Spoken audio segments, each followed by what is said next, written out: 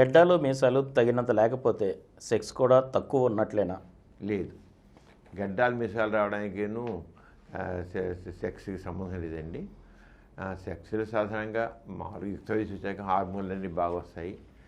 అసలు పురుషాంగం అది ఏమాత్రం పెరగకుండా ఉండి, టెస్టికల్స్ చాలా చిన్నవిగా ఉండి, మర్మాల దగ్గర వెంట్రుకలు లేకుండా ఉంటే, గడ్డాలు కూడా లేకపోతే అప్పుడు కొంత డౌట్ పడాలి.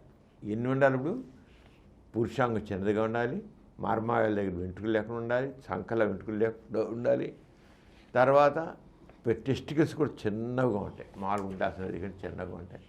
అప్పుడైతే వాళ్ళలో సెక్స్ పవర్ తక్కువ ఉంది అనుకోవచ్చు. సెక్స్ లేకపోవచ్చు కూడా. దీన్ని హైపోగోనైడిజం అంటాం.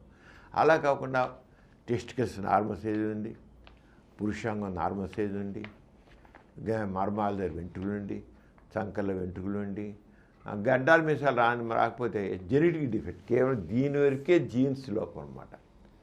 ఆ గడ్డాల మీసాల్సిన జీన్స్కిను సెక్స్కి సంబంధం లేదు.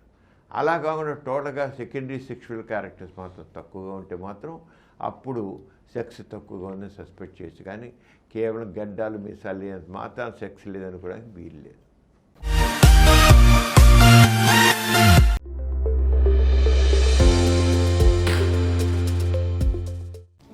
ఈ కార్యక్రమం మీకు ఎంతో నచ్చింది కదా?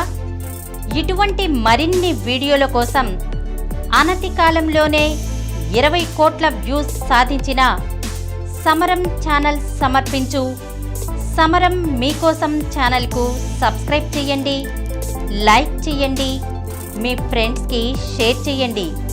అలాగే ప్రక్కనున్న గంట సింబల్ని ప్రెస్ చేయడం మర్చిపోకండి.